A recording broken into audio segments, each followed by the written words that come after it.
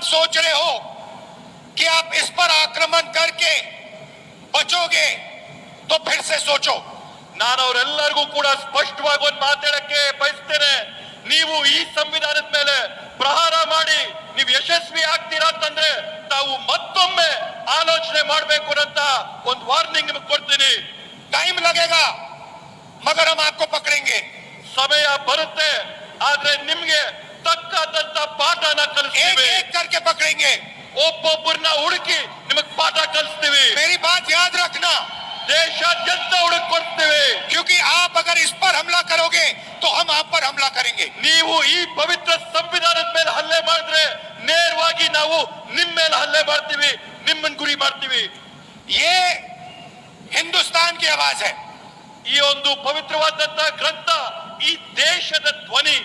याद रखिए, नरेंद्र मोदी 25 सीट की मार्जिन से प्रधानमंत्री है.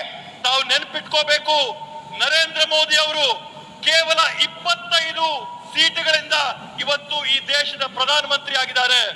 एक सीट हमने दिखा दी कि चोरी हुई है. ಒಂದು ಸೀಟ್ ನಾವು ಸಾಬೀತು ಮಾಡಿ ತೋರಿಸಿದೀವಿ ಕಳ್ತನ ಆಗಿದೆ ಆ ಸೀಟ್ ಅಲ್ಲಿ ಅಂತ ಹೇಳಿ. 25 सीट वो 35,000 या कम वोटों से जीते हैं. 25 ಸ್ಥಾನಗಳನ್ನ ಅವರು 34,000ಕ್ಕಿಂತ ಕಡಿಮೆ ಅಂತರದಲ್ಲಿ ಇವತ್ತು ಜಯ ಸಾಧಿಸಿದ್ದಾರೆ.